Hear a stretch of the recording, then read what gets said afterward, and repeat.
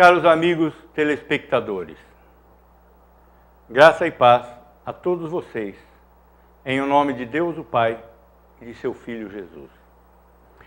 Nós hoje vamos dar continuidade ao estudo do Catecismo. Nós estamos vendo o capítulo da providência divina. Nós vimos, no nosso primeiro bloco, que a providência divina é o modo como Deus, após a criação, organiza, coordena e determina todas as coisas que acontecem no universo. Nós vimos que Deus sustenta continuamente o universo. E Jesus Cristo é aquele que mantém todas as coisas pela palavra do seu poder. Muitas vezes, isso nos parece surpreendente, porque uma boa parte dos cristãos imaginam Jesus Cristo como um homem, um mero homem piedoso, um grande mestre, um homem como nós. Como que um homem vai dirigir as obras da providência em todo o universo. Nós vimos então também que Jesus Cristo tanto é homem como é Deus. Jesus é o Verbo de Deus encarnado. A pessoa de Jesus é o Verbo de Deus. É uma pessoa divina. Nós vimos que Cristo é aquele por intermédio de quem todas as coisas foram criadas. Isso está logo no começo do Evangelho de João. E lá no livro de Hebreus está escrito que Jesus Cristo é aquele que mantém todas as coisas pela palavra do seu poder. Então esse estudo da providência divina, que é realizada por intermédio de Cristo, ele só é compreensível quando nós vemos Jesus como ele efetivamente é. Perfeito homem e perfeito Deus. O Verbo de Deus encarnado. Se nós não enxergamos a Jesus como uma pessoa divina, todas as coisas da Bíblia perdem o seu sentido. Perdem o seu sentido. Como que um homem comum trouxe o universo à existência? Como que um homem comum cuida da providência divina? Não podemos perder de vista a divindade de Cristo, a divindade de Jesus. Caso contrário, nós jamais poderemos entender as coisas que a Bíblia nos traz. Jesus é homem, porque ele foi formado na substância da Virgem Maria. Mas a pessoa que dá a individualidade a este homem é a pessoa divina do Verbo de Deus.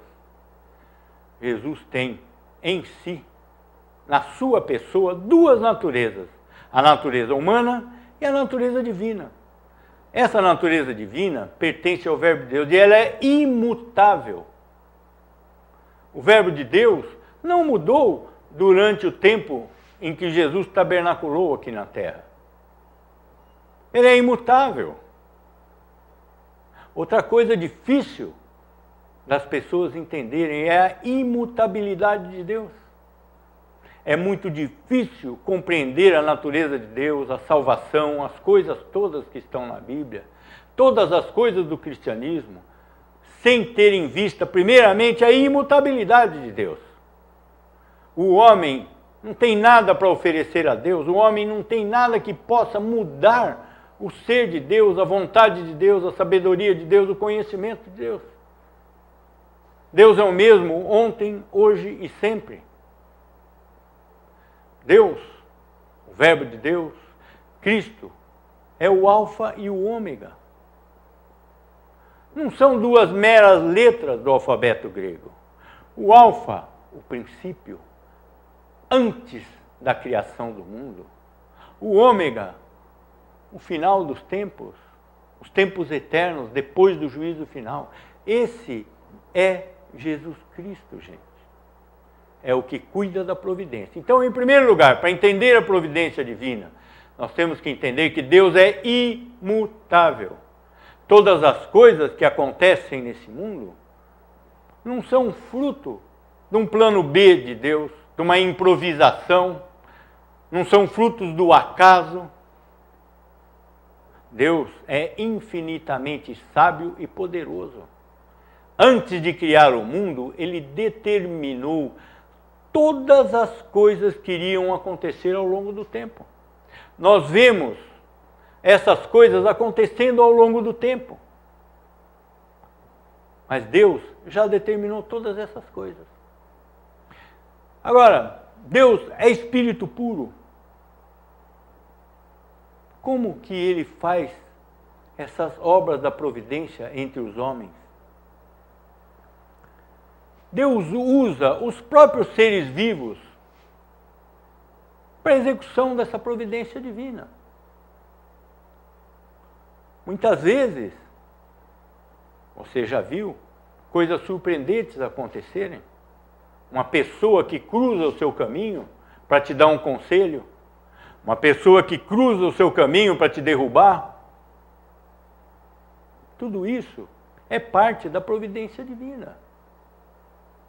Deus usa os seres criados para a providência divina. Lá na África, os leões comem as zebras. Os leopardos comem os antílopes. Se o leão não comesse a zebra se multiplicaria de tal forma que ela se tornaria uma praga, destruiria toda a natureza. Então, esse equilíbrio da natureza, que vem entre os animais carnívoros, os animais herbívoros, os peixes do mar, alguns se alimentam de seres microscópicos que estão ali na água que nós não vemos. Os peixes maiores comem os menores e as coisas se mantêm num equilíbrio perfeito ao longo de milhões e milhões e milhões de anos. Isso é a providência divina. Ele usa os seres criados para executar a sua providência. No universo todo, nas galáxias, nas estrelas, nos corpos estelares, ele usa as leis da natureza, que ele mesmo criou, dirige, orienta e mantém. As leis da natureza não existem à parte da vontade de Deus. Toda a sabedoria humana, seja dos cristãos, dos budistas, dos ateus, de quem quer que seja, daquele cientista que criou coisas maravilhosas, daquele outro cientista que criou coisas horríveis, vírus letais, bombas, mísseis, mas tudo provém de Deus. Essa sabedoria dos homens, ela provém de Cristo, que distribui como lhe apraz. Vejamos o que nos diz o apóstolo. Livro de Colossenses, capítulo 2, verso 3. Ele está se referindo a Cristo, em quem todos os tesouros da sabedoria e do conhecimento estão ocultos. Essa palavra todos, ela nem sempre tem o mesmo significado na Bíblia. Às vezes todos, como nas cartas dos apóstolos, referem-se àquelas pessoas destinatárias da carta. Às vezes todos referem a um número de pessoas que estão naquele local. E às vezes todos referem-se a toda a humanidade, que é o caso desse verso. Todos os tesouros da sabedoria e do conhecimento, todos. Nenhum homem adquire nenhum conhecimento à parte da providência divina, à parte da iluminação de Cristo. Seja ele cristão ou não, seja esse conhecimento para o bem ou para o mal, todos os tesouros do conhecimento estão em Cristo. E o homem só conhece alguma coisa porque ele recebeu a iluminação de Cristo. Muitas coisas da natureza acontecem, às vezes, fora das leis da natureza. Nós vemos no Velho Testamento, no Novo Testamento, muitas dessas coisas relatadas, são os milagres de Deus. Muitas vezes, Deus age em contrariedade com as leis da natureza. O que mantém o mundo não são as leis da natureza, é a vontade de Deus. Deus usa as leis da natureza, usa o desenvolvimento natural do universo para a execução do seu plano, mas muitas vezes ele pode agir em contrariedade a isso. Milagres são coisas inexplicáveis pelas leis da natureza, incompreensíveis ao intelecto humano, mas executadas conforme a sabedoria infinita de Deus, o poder infinito de Deus e a vontade soberana de Deus. Deus abriu o Mar Vermelho para que os judeus passassem a seco. Não é como nós vemos nos filmes de Hollywood, Moisés e meia dúzia de gato pingado atravessando o Mar Vermelho. Foram 2,5 milhões de pessoas, com todos os seus bens, com todas as suas carroças, com todos os seus rebanhos, seriam ali 5, 10 milhões de cabeças. Isso é um milagre. E eles passaram a seco pelo mar, pelo leito do mar, que é lodoso, que é mole. Esse é um milagre que, se analisado à luz da realidade do que lhe aconteceu, é algo que não choca. Que poder é esse? É o poder de Deus. Então, dentro da providência divina, existem coisas que são executadas fora das leis da natureza. Esse é o poder de Deus. Deus parou o sol durante a batalha de Josué, parou a terra, o tempo, o sol. Como que isso é possível? A terra gira em torno de si mesma. A terra percorre uma trajetória ao redor do sol.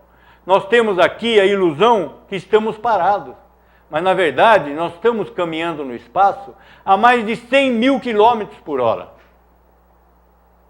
Se a Terra realmente parasse, ela se deterioraria, se transformaria em pó, ela explodiria, deixaria de existir.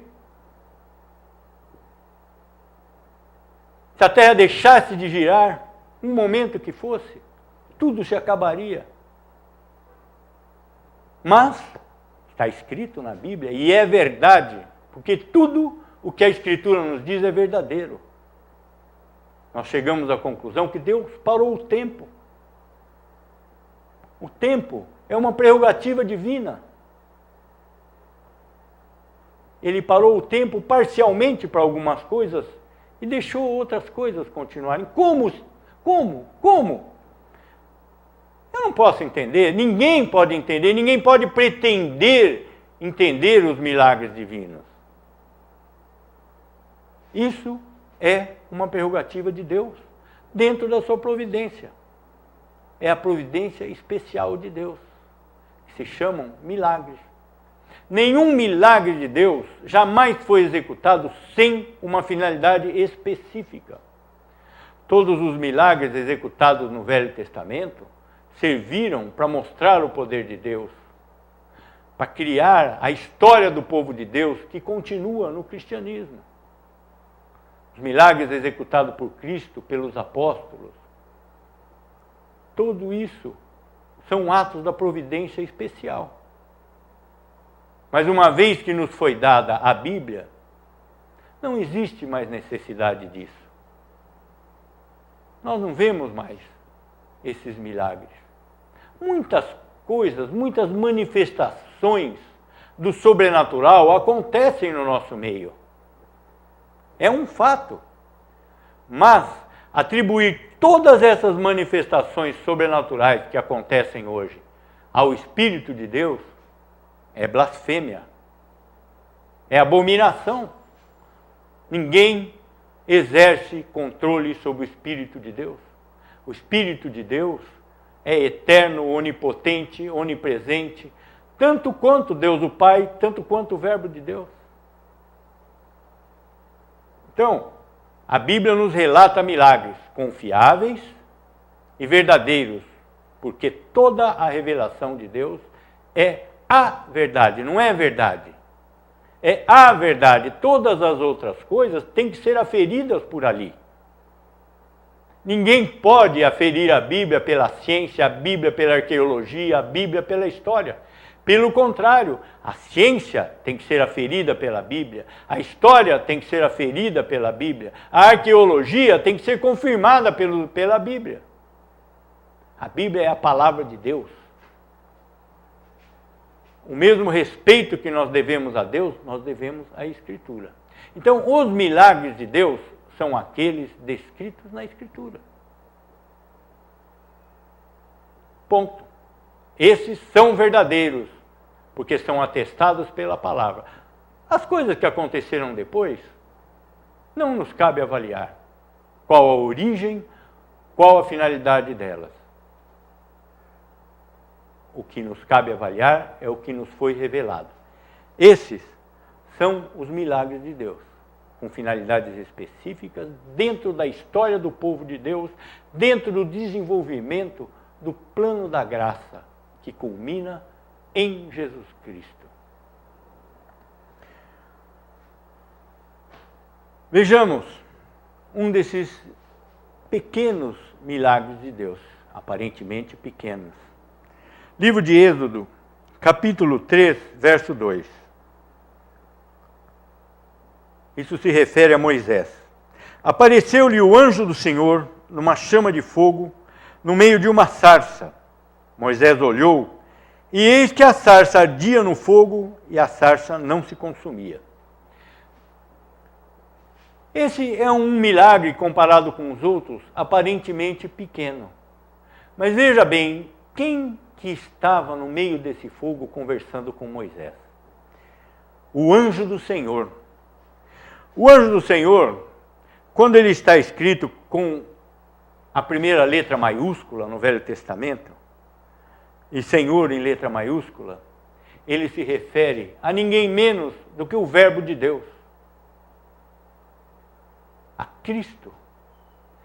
Ele estava ali, o próprio Deus, falando cara a cara com Moisés. Isso é um milagre, que não tornou a acontecer depois da história bíblica. Não nos iludamos com isso. E o pecado? Diante da providência de Deus. Como eu já observei várias vezes, muitas pessoas acham que se estivessem no lugar de Deus, fariam melhor do que Deus. Ah, eu não deixaria acontecer isso, eu não deixaria acontecer aquilo, eu faria acontecer aquilo outro. Quem somos nós para contestar a providência de Deus? O pecado existe pela determinação divina, não existe outro poder paralelo no universo que determine o pecado. Muitas das modernas religiões neo-evangélicas atribuem todas as mazelas do homem ao demônio. Então, é o demônio. Tem o demônio da avareza, o demônio do adultério, o demônio não sei das quantas, o demônio... E esses seres são extremamente poderosos para agir contra a vontade de Deus. Nós vemos então estabelecido um poder paralelo no universo. Deus deixaria de ser Deus. Nós vemos lá no livro de Jó, que quando Satanás decidiu afligir a Jó, ele foi pedir autorização de Deus. Ele foi pedir autorização de Deus. Deus permitiu que ele fizesse algo até determinado limite. E ele não pode passar desse limite. Depois disso, ele voltou a Deus. Não satisfeito, não, eu quero ir além. Tá bom, Deus permitiu novamente que ele fosse além. Por quê? Porque ele está no controle da situação. Ele usou todas as aflições de Jó, ele usou a tentação de Satanás, o poder de Satanás que lhe foi dado por Deus para conseguir um objetivo.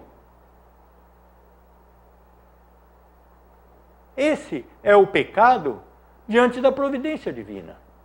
Deus usa os homens maus, demônios, mas nós temos que enxergar dentro disso um plano providencial de Deus que é eterno. O filósofo Leibniz, é um nome complicado, esqueça, é só uma citação.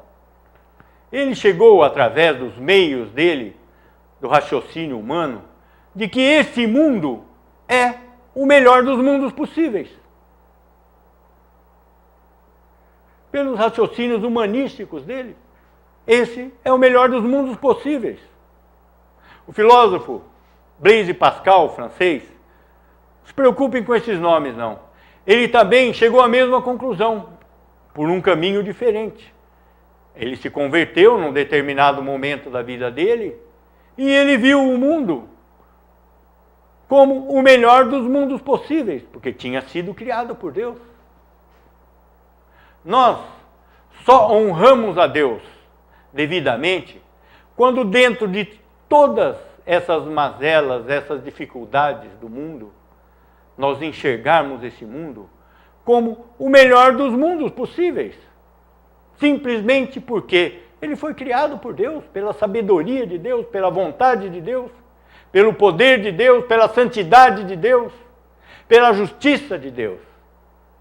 Todas essas características de Deus impregnam o universo como um todo. Algumas partes, aparentemente, não condizem com esse todo, mas são necessárias para a execução do plano eterno de Deus. Deus tem um bom propósito para todas as coisas que acontecem no universo, porque nada acontece fora da vontade de Deus. Vejamos o que nos diz o profeta Isaías. Muitas vezes, os profetas falam palavras de si mesmos, apesar de que tudo o que eles dizem e fazem são inspirados por Deus. Mas algumas coisas são ditas aos profetas como palavras de Deus se dirigindo aos homens. É esse o caso desse verso de Isaías. Deus está falando por intermédio do profeta. Essas são palavras literais de Deus. Todas as palavras da Escritura foram inspiradas por Deus. São como se fossem palavras de Deus, mas por intermédio dos seus profetas e apóstolos. Algumas vezes, as palavras são literais. Literais quer dizer o seguinte, palavras do próprio Deus.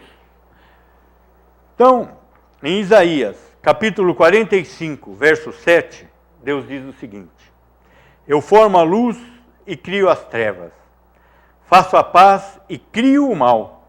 Eu, o Senhor, faço todas essas coisas.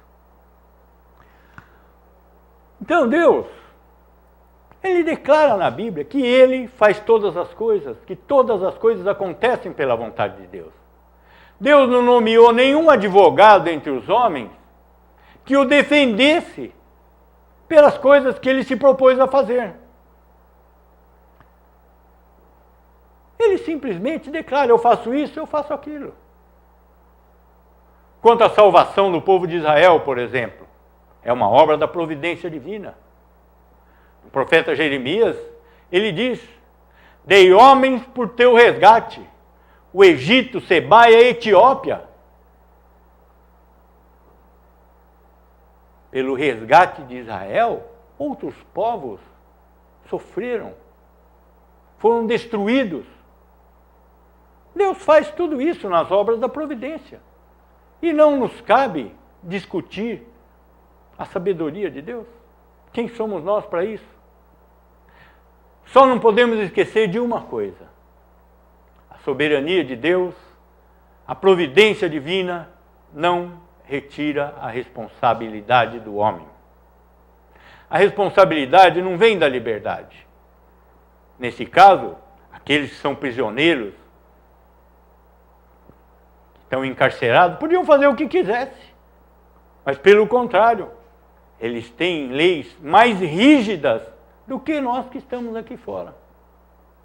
Então, tudo isso que nós aprendemos a respeito da providência divina, a respeito da soberania e do poder de Deus, a respeito dessa distância infinita que separa o homem de Deus, é o seguinte: a responsabilidade do homem é um fato. Por quê?